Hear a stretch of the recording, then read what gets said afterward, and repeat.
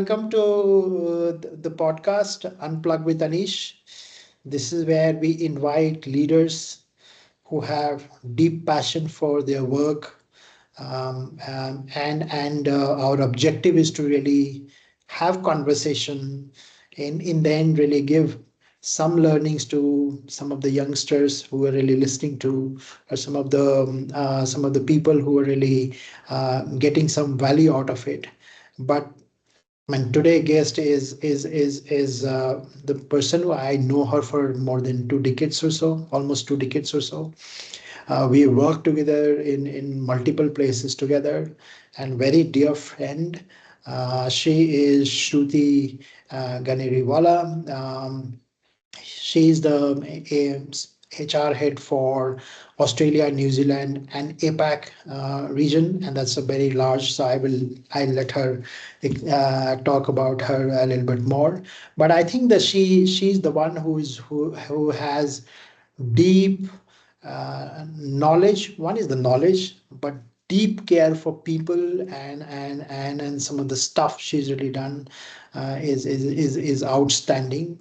And I think this is what we really explore today. So yeah, so watch this space. Welcome, Shruti, to our podcast, and it's a absolutely pleasure to have you and privilege to have you here. And I'm sure we will explore a little bit more around what really comes out really here. Thank you, Anish. Very excited to be here. You do this often with a few people, but you rarely do it with a close friend. So thank you for inviting me. Yeah, no, yeah, absolutely. So to start with, I think Shruti is the HR head in CHRO for Australia, New Zealand, and the APAC region is one title, right? But who is Shruti? Yeah, and maybe a little bit more in terms of really giving your story of maybe you're from your childhood, who you are, how did it really go, and how did it really land in HR? That's such a good question, and that's a deep question. So, who am I? I think so. First, I will say I'm originally from India. I am from India. I now live in Australia in Sydney, but I am from India. So I've got my roots and my heart in India. I absolutely love Australia now. We are Australian citizens. We've been here for 10 years. This is our new home, but our first home and our love and roots are definitely India. So I'm from Lucknow in India. I've got a small family there. My parents live there. I grew up in a nuclear family of just the four of us. So my parents, my sister, and myself. I was very lucky to have a very good, secure childhood with a great family. I am also very lucky to have a sibling whom I'm really close to. So my sister now lives in London. I'm here in Sydney, but we are incredibly close. We are best friends. So I think I come from a very secure, loving childhood. We grew up with, this huge passion for doing well. My dad and mom were always very ambitious for the two of us. They always wanted their daughters, as many parents do, Yeah, always yeah. wanted their daughters to do really well and to do better than them, kind of a thing. So I think we were brought up with this thing about always working really hard, like real middle class Indian values, which is you work hard, you do a good job, you go to good schools, you go to good universities, and that's what opens the doors to you to success in the world. So I think we grew up with this real passion for high performance and for doing well. My mum, funnily, was very obsessed with us speaking good English. Like she was, one of the things at that time in India when I was growing up, back in the 80s and the 90s, like speaking good English and being fluent in English was, one of the things you did to do well in life in India. So, like, I still remember. Why English? It's funny, right? Anish, you say that. I've reflected on that quite a bit. I think it was great because it got us to good places. I think we lost a little bit, and my sister and I think quite deeply about it. I think we lost a bit of connection to Hindi, and to Hindi literature. Why speaking English was important? It was just like, rightly or wrongly, I don't think it is right.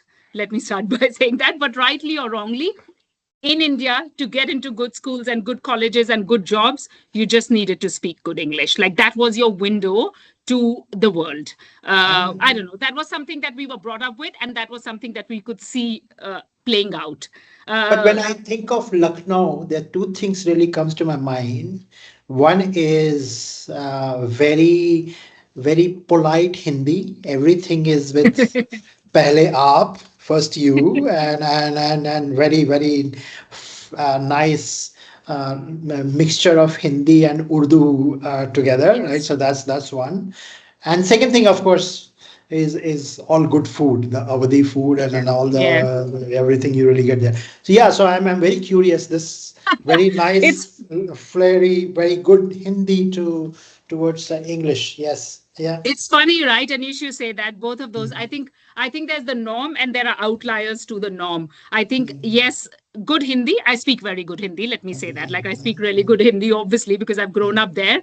But I think to the nice Awadhi Lucknowi Hindi, we had loud Punjabi in the middle of it because we are Punjabis as a family. So I think we are a little bit outlier. And to your example of good Awadhi food, we are vegetarians. So like we are Jain vegetarians as a family growing up.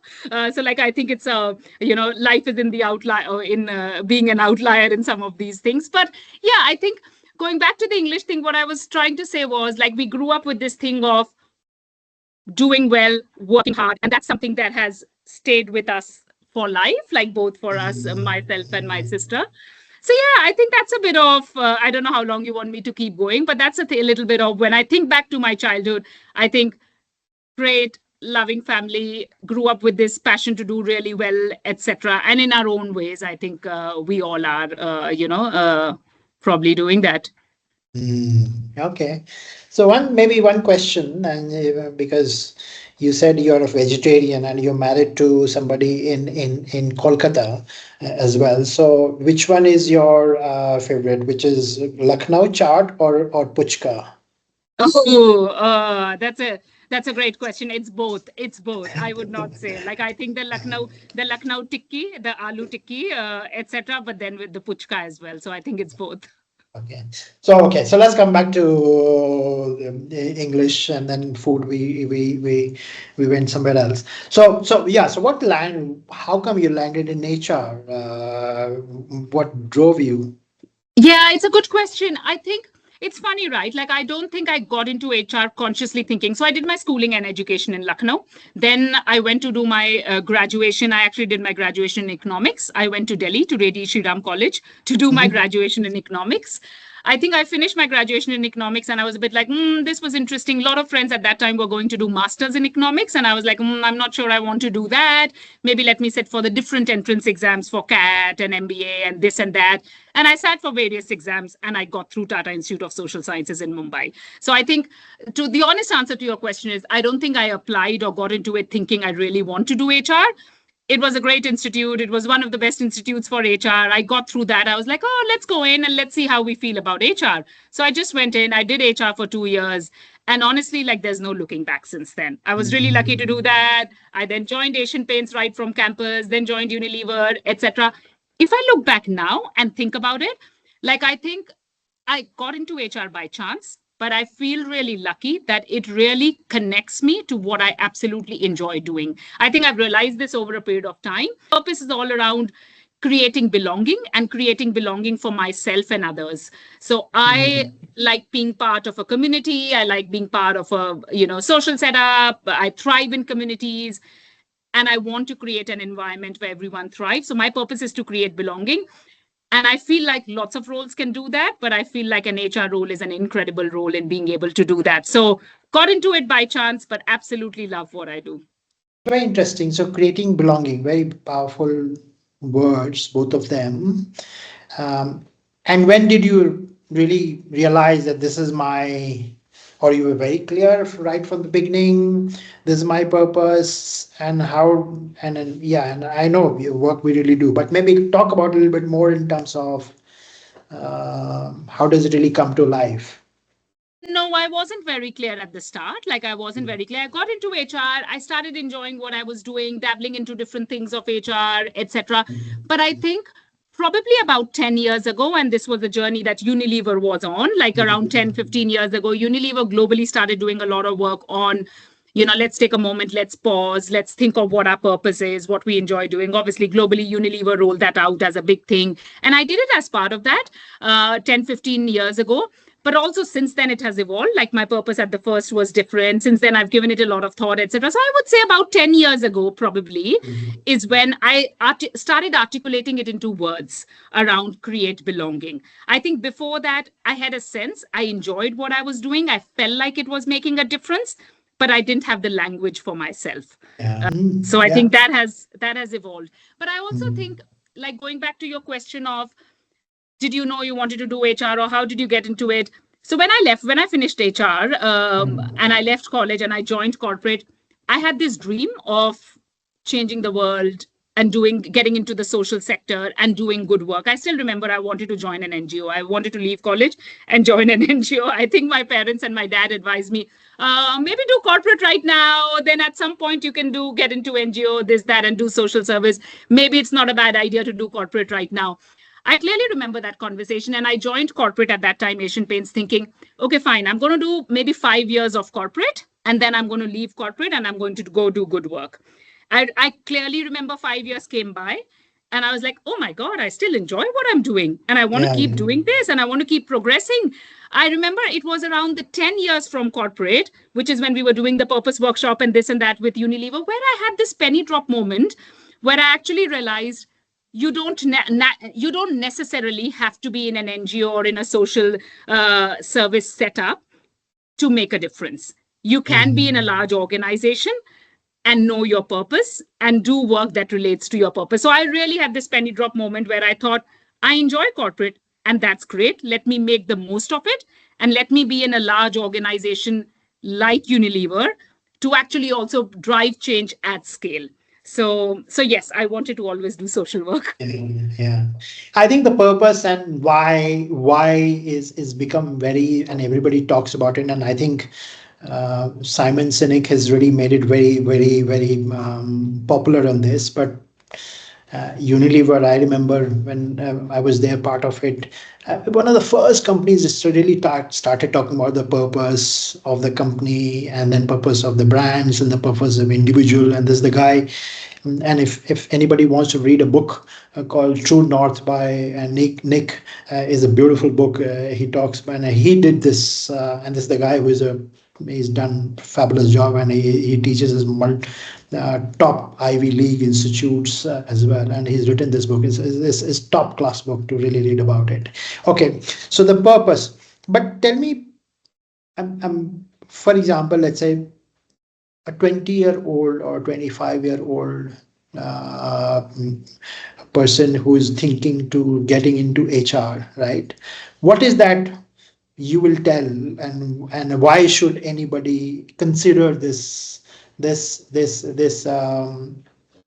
career? And especially because so many things really happening, AI world is going round, and a lot of things really. What is that you will tell them to really consider this career?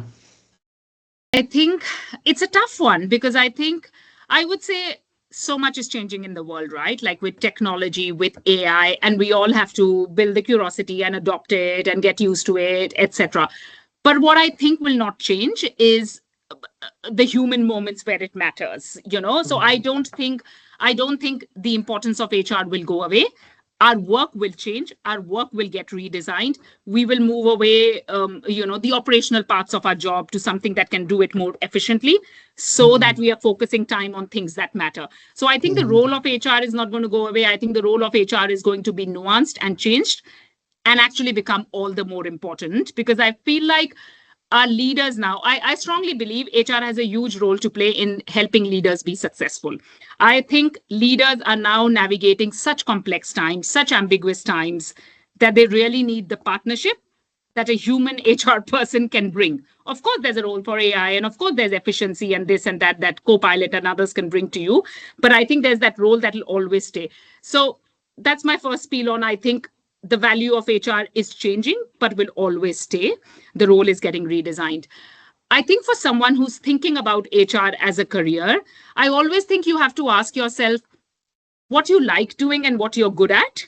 And like it's, if you're able to find that match between the two, then you're really in a good place. Because sometimes I've seen people, and I've seen people really close to me, who are sometimes excellent at what they do and hence go down the path and keep doing that, but they realize that actually I absolutely hate this.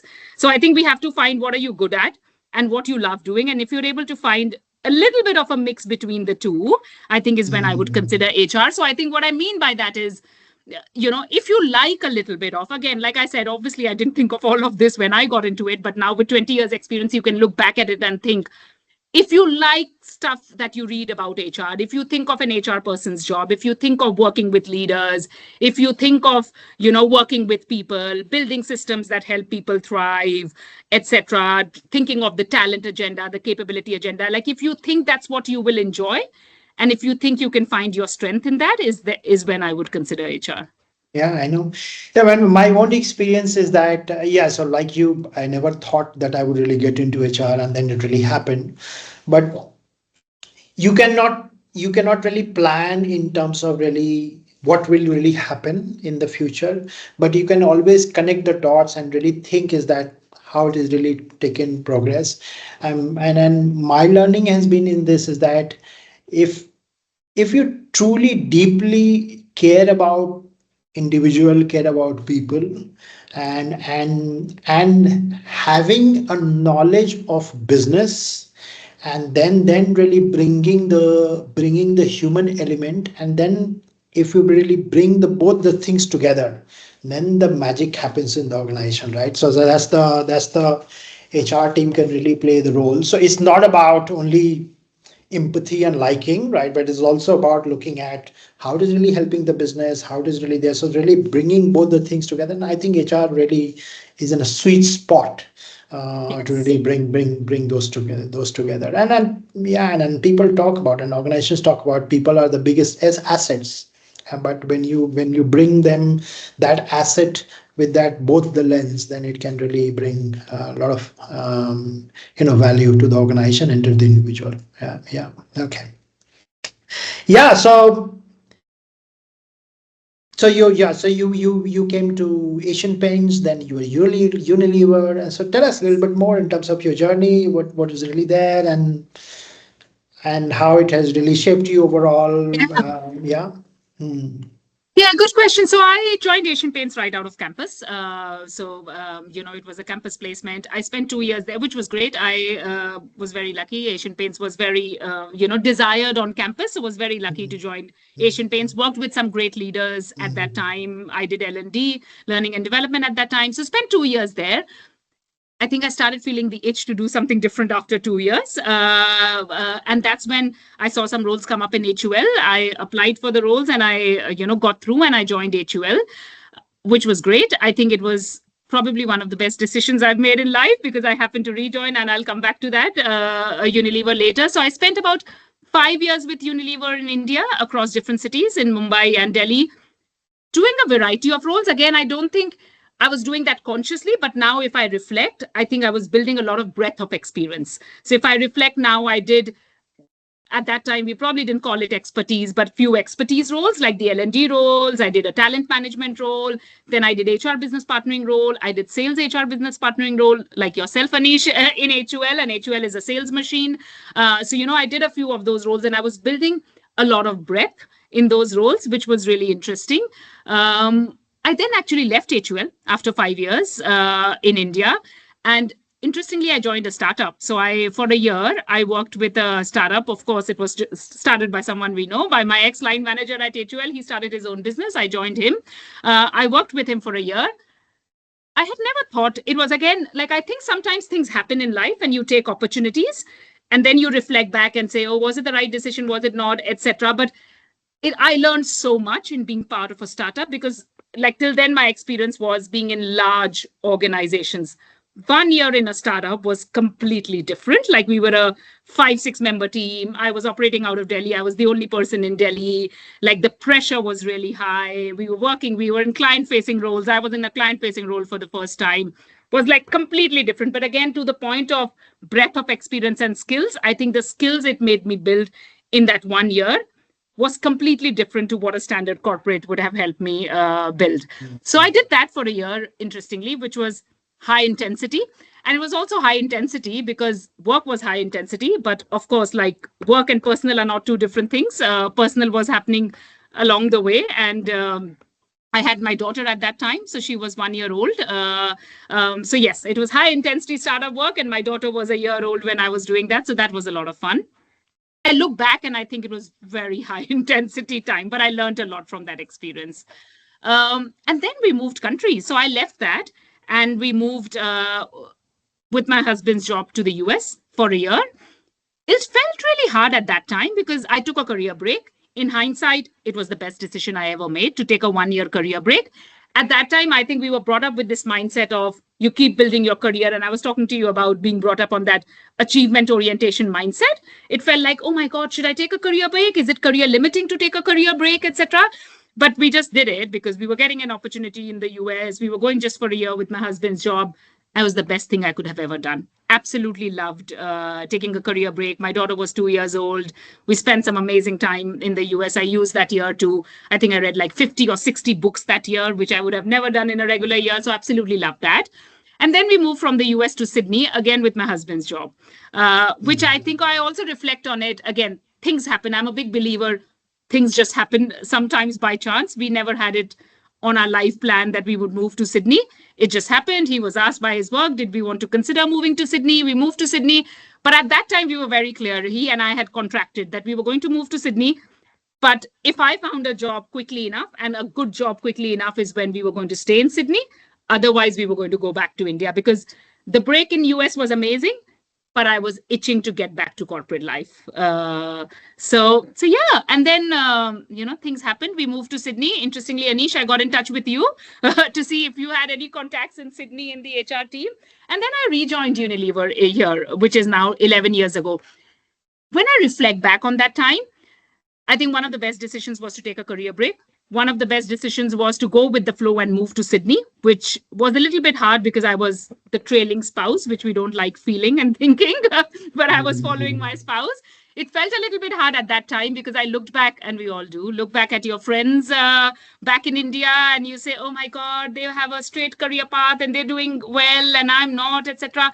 I think you have those moments in life, but I think the life experiences we built was amazing. And I also had to, as we were going along with this, I also had to challenge assumptions in my mind. Like I really had to challenge this piece. And I remember my husband saying this to me at that time because I was like, oh my God, I've got 2 years out of, 1 year out in the US. Now it'll take me time to find a job. My career is gone. And I remember him saying to me, oh my God, you have a 40-year-long career or whatever number of years long career. Just calm down. It doesn't matter if you are off work for a year or a year and a half, etc. It took me a bit of time to calm down, but I really had to challenge this assumption that I know it's easy to say, but when it happens to you and when you are young and in your late 20s and 30s, it's harder to accept it. Like I really had to calm myself down and think, it's okay. Everybody's career path is different and I'm making these life choices to do things like this. So yeah, that was an interesting moment. Yeah, very nice. No, I agree because I think, and all of us have impatient and built at that moment. But if you think, I mean, if you reflect back 30 years, 40 years, you're already working, 1 or 2 years doesn't really matter. And I admire a lot of people. I have never done it, but I admire a lot of people to really take a break and go and roam around the world, see the world, really come back, or take a hobby and do things and then come back. Yeah, so it's a great thing to do. One day, maybe I will also do, but maybe I'm on a different path now, right? Which is there. You talked about you read and you read many books. Any book you're reading? Any book you want to recommend to anybody? Lots of recommendations. I read a lot of fiction, Anish. So I read a lot of fiction. I read a lot of historical fiction. So I've got a lot of my favorite authors, like probably my favorite author is Elif Shafak, who is a British-Turkish author and writes a lot of books set in Istanbul, etc. So some of her books like 40 Rules of Love, The Bastards of Istanbul, etc. are probably my favorite ever. But I've got lots of recommendations. We should catch up at a separate time. Okay, cool. All right. So coming back to your HR work, and then your managing family, managing career, and everything ready together as well. Um, what is the one or two advice you would really give to budding parents who are already there in that phase? What should they really do, and what should they really pay attention to? It's a great question, Anish, and I think we can all give advice. It's very hard. We all have to just give ourselves perspective in that moment, and sometimes it only comes in hindsight. So all of the advice I'll give is probably I didn't have it when I was in the moment. It comes in hindsight for each of us. I think I would say, again, I think it's the same thing on that career trajectory thing. I think I spent a lot of my 20s. I was very clear in my mind. Like some people are not. Like I was very clear I was going to get married by a certain age. This was probably my Indian upbringing. I knew I was going to get married by a certain age. I knew I was going to have kids by a certain age, etc. And I used to think about this a lot when I was young in my 20s. How will I manage career and kids and this and that? I think sometimes overthinking just does that. Like it is just overthinking, and you just have to go into the flow and do it. And I think you just have to be patient and kind to yourself. My only advice would be patient and kind to yourself.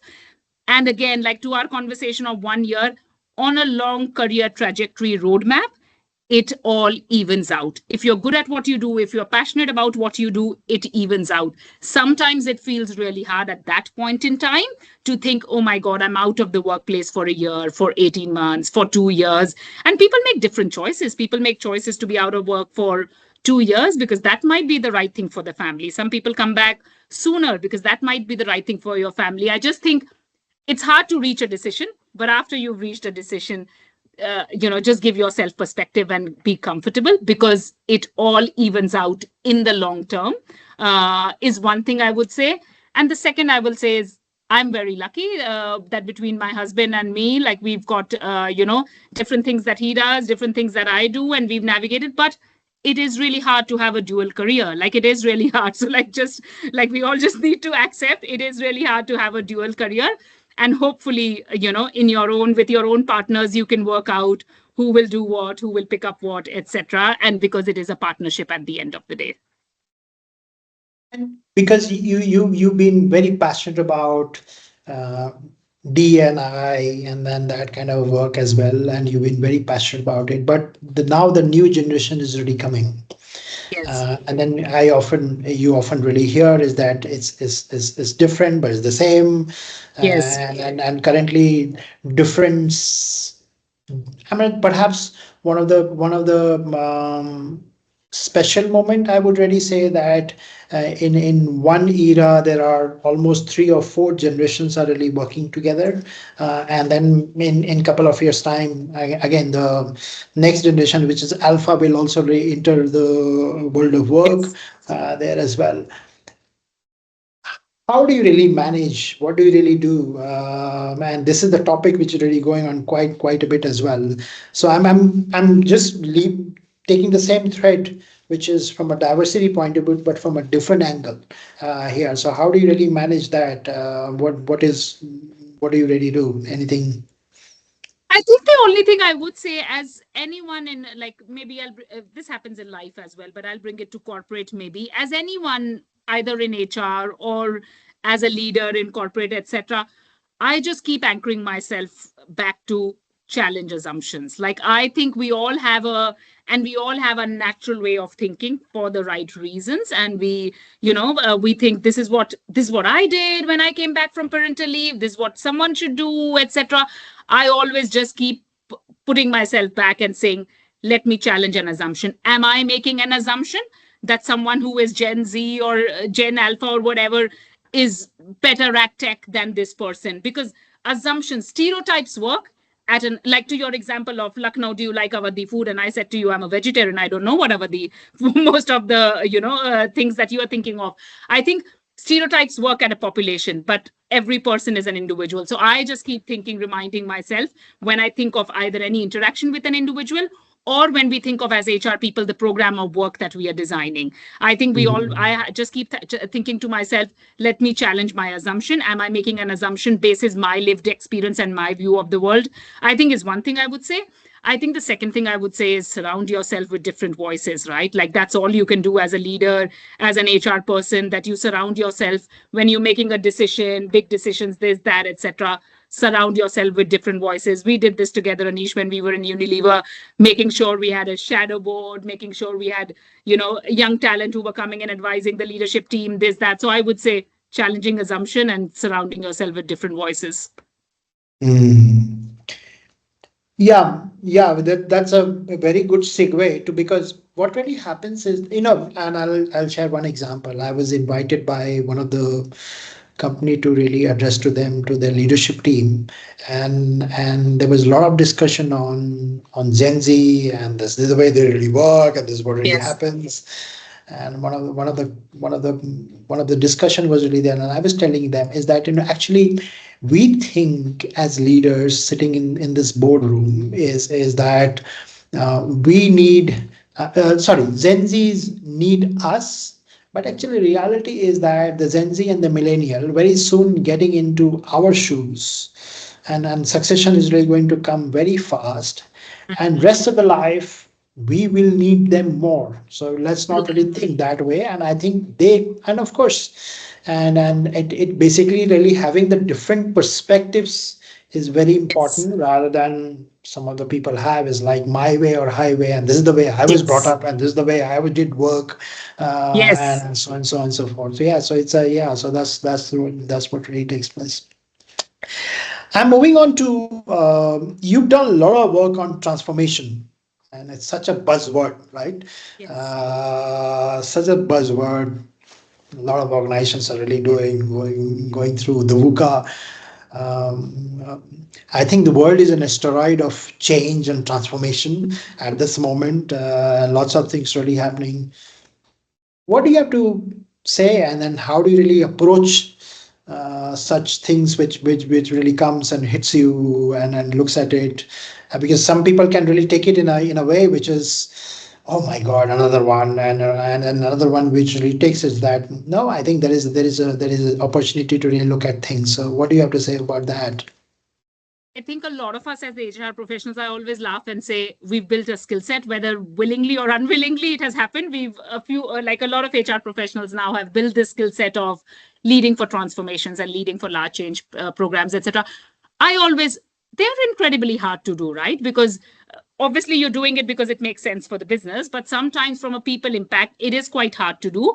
And it is emotionally quite hard to do as HR people and to lead for it as HR people. I always give myself the perspective of, first, I think to your earlier comment on understanding the business, I think it is really important to understand. I always anchor myself to the why we are doing this. What is the business strategy? Is it the right thing for the business? Where is the business trying to move? What is the long-term strategy? Hence, what is it that you need to design in the organization to help deliver that business strategy? So I think for me, the first anchor is the why and what is the business strategy. Once I have articulated that in my own mind and I'm clear in my own mind, then I think the biggest challenge for us is how do you deliver that change with people in a way that still treats people with respect and dignity. Like I always like to give myself the challenge, and we've together led lots of this big change programs. I always think it might be, as long as it's the right thing for the business and we are clear of it, it might be sometimes hard for individuals at that point in time, but the job that I can do is to make sure everyone is treated fair, and people look back at that experience and say, I could not have asked for anything more. So I said to my team last year when we were going through a big program, that let everyone just look at this and say, in the industry, Unilever's done it the best way possible. So like, I think you think of it from that perspective. Is it the right thing for the business? Can I do whatever is in my control to make sure people transition through this change as well as possible? And the change is hard. We are not hard. We are hardwired to like routine, to follow a certain norm, etc. Change is hard. Change is uncomfortable. So I think you can do whatever makes sense to as you lead for that change. I think I always think of it from that perspective. I think you touched upon it as well, but I want to maybe one Yeah. more click there is that doing this overall, how do you really align and give your experience around that? Because the change really takes place, you have to really tell everybody in the organization this is what's really happening, and then at the same time, this while you're really making the changes, but the ship has to also keep Yes. keep going. So how do you really bring alignment yet keeping people their eyes on the ball? Is that really things really taking place? It's a hard balance, right? How do you really do this? And then building the trust around is very important as well, right? So yeah. It's a really tough balance to strike. I think all you can do as leaders is be honest with the teams on, where you see where it is going. It's one of the hardest changes I have led for personally was late last year when it was a Unilever global change. And we did not, it was announced globally, but locally we did not have the clarity for 5 to 6 months because there was a lot of work happening globally. But it was a global change that was announced to the entire organization. It was one of the hardest changes I have led for because we literally had to stand up in front of our teams every few months and say, guys, please trust us. When we have information, we will come and give you information. We think we will Mhm. have information by that point, by this point in time. But for now, we don't know any different from you guys. And that was really hard because Mhm. people look towards you as the leadership team, as leaders, to provide clarity to them. So I think to answer your question, it is really hard, but I think best you can do is be honest. And I remember people giving us this feedback saying, we appreciate you guys are being honest. We can see that you guys are being honest, and that's all you can do. So I think being honest and being open is probably what you can do in these situations. No, it's not easy. I think one of the maybe inherent thinking is really that there's a lot of changes really taking place in the world, and which is converting into various changes in the organizations and so on and so forth. But the end of the day, there are a lot of uncertainties really there, but it is for the good, right? Let's say for the when the computer came, people said, "Oh my God, what Absolutely. will happen?" When internet came, e-commerce really came. I said, "Whoa, my God!" Everybody. So the things really evolve, and eventually it becomes better and better. Today's scenario is AI really happening, and so many things really happening. But eventually, it is for good. I don't know how it really unfold. Nobody knows how, and maybe some people Yes. really know how it really unfold. I have not really heard about it, but things eventually evolve. My learning has been is really there is that as an individual, one needs to be really in tune with what's really happening around and keep not really left behind and then being stuck is that okay, this is what was because only I can change myself. I cannot change the world, right? So Exactly. which is controllable and uncontrollable, which is really there. So that's the learning I've had. All right. So Australia. So you are living in Australia. That's a dreamland for many people. What do you like about Australia? Oh, I'm to your point, Anish. It is, we are very lucky to be in this great country. I think what I love about Australia is one, great weather. We always say that, like that's what my husband and I often discuss. It's great weather. It is very outdoory as a country. Like you can just do so much stuff outdoor. My best thing to do in Australia, and you will laugh when I say that, is to have a good coffee and to walk by the water. Like that's my favorite thing. That's my favorite thing, to go for a nice walk by the beach or the water and to have a good coffee. So I think the coffee is great. The weather is great. The beaches are great. It's a very outdoory country. It's a very multicultural country. We are very lucky to be here. Yeah, I know. You've not picked up lingo of some of those words, howdy, mate, or Yes, things. exactly. Yeah. No, no, no. I think you're Uh, fine. all right. Okay. Um, so thinking about this, the journey overall, and then Australia, then what next? What do you want to really do? I feel like that you have something which is already there in your mind. What do you want to do? Great question, Anish. I don't know. I don't think it's at various points in my time in my career because I've been quite clear. I remember having a conversation with Dan, whom we know 10 years ago, saying, I want to be the head of HR for Unilever ANZ. Like at some point in my time in my career, I've been very clear. I don't think I think the world's your oyster. Like there's lots of things to explore. I don't think I'm super clear or articulate of what exactly it is. Um, yeah, so I don't know. I think I still enjoy. Let me say that actually, I still enjoy HR and I still enjoy corporate. So I think I've got a few more, definitely a runway of corporate career ahead of me, So for let me sure. ask this way. So Yes. I was really articulating in a way is that you enjoy doing things. You're in India, then you're in the US, then Australia, then anything else you're looking at, or Oh, that's a your good. work. So that's the way I was looking at it. I know you. I mean, in the career, there are sometimes you're very clear, sometimes you're not clear, and it's very nice of you to really say that as a CHR, or you're really thinking what needs to be done. It happens to anybody, right? So that's fair. But I was really going there. Oh, no, that's a good question. I think Australia is home for now. Daughter Ah, is in high school. I think we are definitely finishing her high school year, which is another 4, 5 years to go. So I think Australia is home for now. But having said that, we love traveling to your point, and we have aspirations to explore different things in life. At some point, we'll do that. But Australia is home for now. cool. So yeah, so I think maybe a couple of some of the last segment is rapid fire. If I can really ask Sure. you, um, so if you have to tell your younger self one thing you do different, what would you do? What would you say? Be patient in life. Be patient. Things will happen. Things will come your way. Be patient. What do you want your people or teams remember you as your leadership style? Uh, Leading with humility. One book or two books, because you read a lot, which has really moved you. I'll tell you the one that, and this is from really long ago, from when I was 18, 20 years ago. Bitter Chocolate. Bitter Chocolate was a book.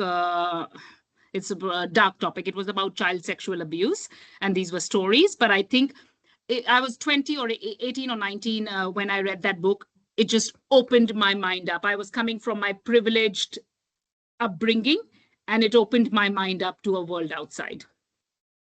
Oh wow, that's a deep.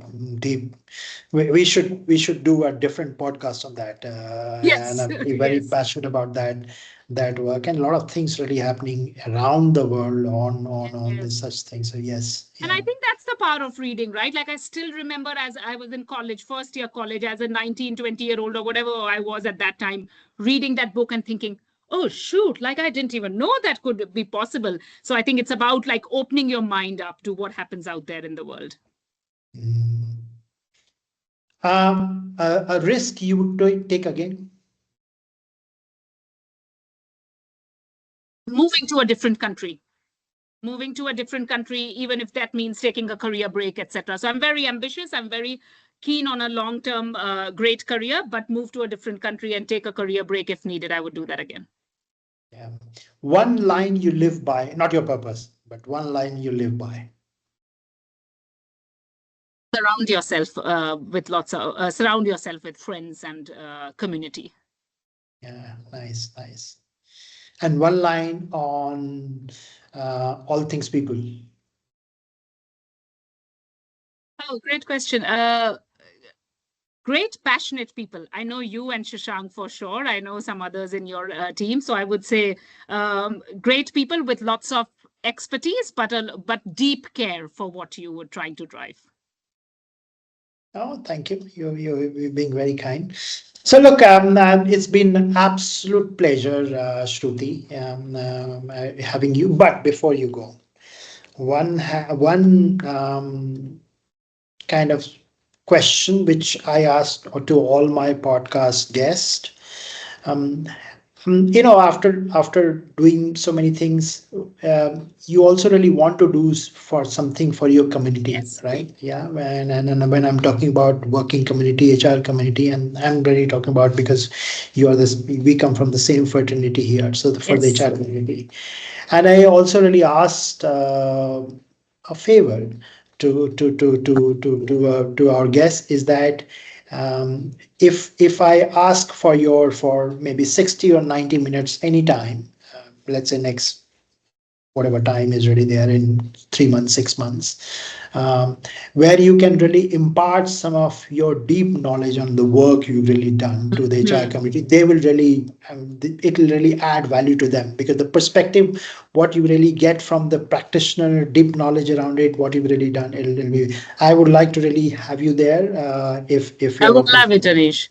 I would love it, and we can decide any topic or anything, but whether it's org change transformations, whether it's leadership, whether it's careers, I would absolutely love it.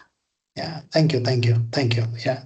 So look, everybody who are listening to the podcast, if you want to get in touch with Shruti, she's the CHRO for Unilever Australia, New Zealand, and APAC.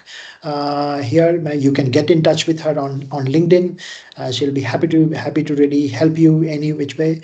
Um, um, for us, if you have really liked any comment or anything you want us to really explore more, give us a comment as well, and like and subscribe our podcast, and we'll keep bringing you many such leaders, practitioners like Shruti, to engage with us. So it's a pleasure to have you, Shruti.